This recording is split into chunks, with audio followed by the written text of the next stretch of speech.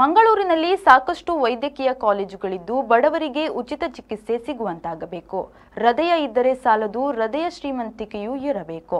ಲಕ್ಷಾಂತರ ಖರ್ಚಾಗುವ ಚಿಕಿತ್ಸೆ ಬಡವರಿಗೆ ಉಚಿತವಾಗಿ ನೀಡುತ್ತಿರುವ ಯನಪೋಯ ಸಂಸ್ಥೆಯ ಮಾಲೀಕರು ಹೃದಯ ಶ್ರೀಮಂತಿಕೆ ಹೊಂದಿದ್ದಾರೆ ಎಂದು ಜಿಲ್ಲಾ ಆರೋಗ್ಯ ಮತ್ತು ಕುಟುಂಬ ಕಲ್ಯಾಣ ಅಧಿಕಾರಿ ಡಾಕ್ಟರ್ ಎಚ್.ಆರ್. ತಿಮ್ಮಯ್ಯ ಹೇಳಿದರು.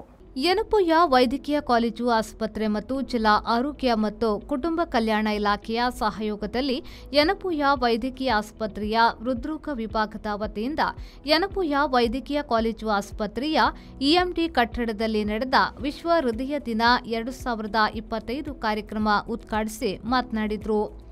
ಪ್ರಸ್ತುತ ದಿನಗಳಲ್ಲಿ ಯುವಕರು ಹೃದಯಾಘಾತದಿಂದ ಸಾವಿಗೀಡಾಗುವ ಪ್ರಕರಣಗಳು ಹೆಚ್ಚುತ್ತಿವೆ. ಈ ನಿಟ್ಟಿನಲ್ಲಿ ಹೃದಯಾಘಾತ ಸಂಬಂಧಿತ ಸಿಪಿಆರ್ ಪ್ರಥಮ ಚಿಕಿತ್ಸೆ ಹಾಗೂ ಚಾಲಕರಿಗೂ ಜ್ಞಾನ ನೀಡಿದರೆ ಆಸ್ಪತ್ರೆಗೆ ಸಾಗಿಸುವ ಮೊದಲು ರೋಗಿಯ ಜೀವ ಉಳಿಸಲು ಸಾಧ್ಯ. ಹೃದಯಾಘಾತದ ಬಗ್ಗೆ ಜಾಗೃತಿ ನಿರಂತರ ಮುಂದುವರಿಯಬೇಕು ಎಂದು ಹೇಳಿದರು. ಇನ್ನು ಈ ಕಾರ್ಯಕ್ರಮಕ್ಕೆ ನಾನು ಮಾತಾಡೋದಾದರೆ ಹಾರ್ಟ್ ಡೇ, ಹಾರ್ಟ್ ಬಗ್ಗೆ ಎಷ್ಟು ಹೇಳಿದ್ರು ಕಡಿಮೆ, ಎಷ್ಟು ಕೇರ್ ಮಾಡಿದ್ರು ಕಡಿಮೆನೆ.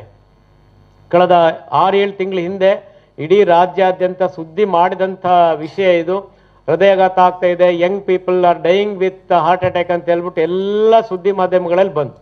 ಒಂದಷ್ಟು ಪ್ರೋಗ್ರಾಮ್ ಕೂಡ ಮಾಡಿದ್ದು, ನಾವು ಒಂದು ಮೀಡಿಯಾದಲ್ಲಿ ಕೂಡ ಅಡ್ರೆಸ್ ಮಾಡಿದ್ದು.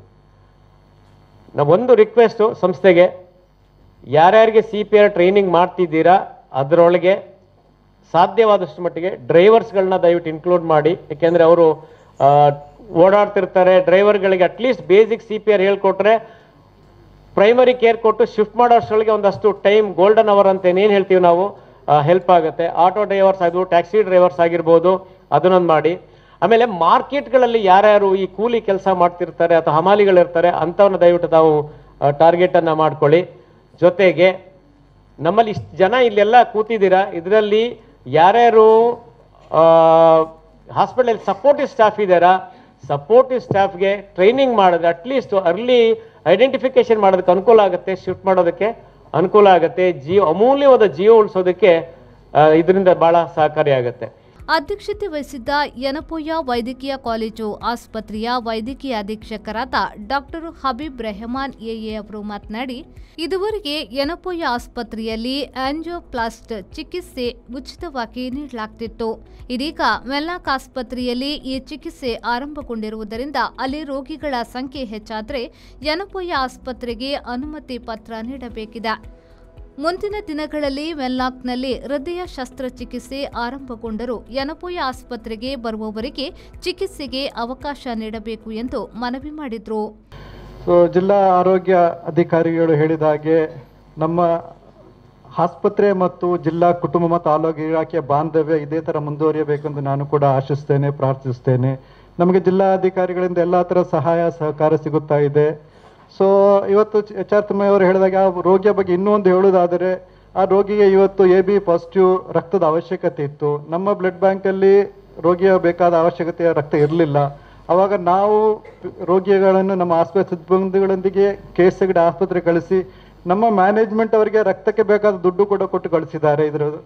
ಇದಕ್ಕೆ ನಾವು ನಮ್ಮ ಹಾಸ್ಪಿಟಲ್ ಮ್ಯಾನೇಜ್ಮೆಂಟ್, ಇವಾಗ ನಾವೆಷ್ಟಿದ್ರು ಇಲ್ಲಿ ಉದ್ಯೋಗಿಗಳು, ದುಡ್ಡಿನ ವಿಷಯದಲ್ಲಿ ಮ್ಯಾನೇಜ್ಮೆಂಟ್ ಆಗಿದೆ ಎಲ್ಲ ಥರದ ಉಚಿತ ಚಿಕಿತ್ಸೆ ಕೊಡಲಿಕ್ಕೆ ನಮ್ಮನ್ನು ಪ್ರೇರೇಪಿಸುವುದು. ಈ ತಿಮ್ಮಯ್ಯ ಅವ್ರದ್ದು ಎಲ್ಲ ಇದು ಹಾಸ್ಪಿಟಲ್ ಮ್ಯಾನೇಜ್ಮೆಂಟ್ಗೆ ಸಲ್ಲಬೇಕಾಗಿದೆ. ಯಾಕಂದ್ರೆ ಹಾಸ್ಪಿಟಲ್ ಮಾಲೀಕರು ಈ ಥರ ಉಚಿತ ಚಿಕಿತ್ಸೆ ಕೊಡಲು ನಮಗೆ ಪ್ರೇರೇಪಿಸ್ತಾರೆ. ಅದರಿಂದಾಗಿ ನಾವು ರೋಗಿಗಳಿಗೆ ಉಚಿತ ಚಿಕಿತ್ಸೆ ಕೊಡಲು ಸಾಧ್ಯವಾಗ್ತಾ ಇದೆ. ಇನ್ನೊಂದು ಡಾಕ್ಟರ್ ನಾಗರಾಜ್ ಅವರು ಹೇಳಿದ ಹಾಗೆ, ಇಲ್ಲಿವರೆಗೆ ನಾವು ಈ ಆಂಜಿಯೋಪ್ಲಾಸ್ಟಿಯನ್ನು ಉಚಿತವಾಗಿ ರೋಗಿಗಳಿಗೆ ಕೊಡ್ತಾ ಇದ್ದೆವು. ಬಟ್ ಇವಾಗ ವೆನ್ಲಾಕ್ ಆಸ್ಪತ್ರೆಯಲ್ಲಿ ಕ್ಯಾಥ್ಲ್ಯಾಬ್ ಆರಂಭವಾಗಿದೆ. ವೆನ್ಲಾಕ್ ಆಸ್ಪತ್ರೆಯಲ್ಲಿ ಕ್ಯಾಥ್ಲ್ಯಾಬ್ ಆರಂಭವಾದ್ರೆ ನಮಗೆ ಗೌರ್ಮೆಂಟಿಂದ ರೆಫರಲ್ ಲೆಟರ್ ಸಿಗ್ತಾ ಇಲ್ಲ. ಆದರೆ ನಮಗೆ ಉಚಿತವಾಗಿ ಆಂಜಿಯೋಪ್ಲಾಸ್ಟಿ ನಡೆಸಲು ಸಾಧ್ಯವಾಗುತ್ತಾ ಇಲ್ಲ. ಯನಪೋಯ ವಿಶ್ವವಿದ್ಯಾನಿಲಯದ ಕುಲಪತಿ ಡಾಕ್ಟರ್ ಎಂ ವಿಜಯಕುಮಾರ್, ಜಿಲ್ಲಾ ಸರ್ವೇಕ್ಷಣಾಧಿಕಾರಿ ಡಾಕ್ಟರ್ ನವೀನ್ ಚಂದ್ರ ಕುಲಾಲ್, ಯನಪೋಯ ವಿಶ್ವವಿದ್ಯಾನಿಲಯದ ಕುಲ ಸಚಿವ ಡಾಕ್ಟರ್ KS ಗಂಗಾಧರ್ ಸೋಮಯಾಚಿ, ವೈದ್ಯಕೀಯ ಕಾಲೇಜಿನ ಪ್ರಾಂಶುಪಾಲರಾದ ಡಾಕ್ಟರ್ MS ಮುಸಫಾ, ಉಪಪ್ರಾಂಶುಪಾಲ ಡಾಕ್ಟರ್ ಪ್ರಕಾಶ್ ಸಲ್ಡಾನಾ, ಕಾರ್ಡಿಯಾಲಜಿ ವಿಭಾಗದ ಪ್ರಾಧ್ಯಾಪಕ ಡಾಕ್ಟರ್ ಪ್ರಶಾಂತ್ RM ಮೊದಲಾದವರು ಉಪಸ್ಥಿತರಿದ್ದರು.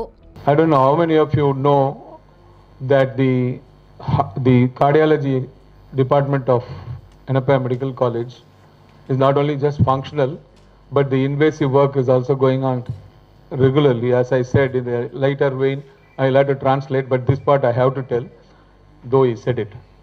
Almost 13,000 procedures have been done till today. 13,000 is a big number if you know in a private setting. And I should congratulate Dr. Prashant and his team for doing that job. And more importantly, this is for N-Mitras and others who are listening to me, 95% of the people belong to the BPL category. And that means we are doing it free of cost for the patient. Beneficiaries are getting free. Dean doctor Abhay Nirgude ಸ್ವಾಗತಿಸಿದರು.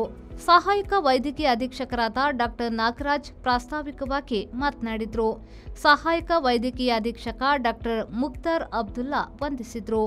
ಸಹಾಯಕ ಪ್ರಾಧ್ಯಾಪಕಿ ಸುಷ್ಮಿತಾ ಕಾರ್ಯಕ್ರಮವನ್ನು ನಿರೂಪಿಸಿದರು.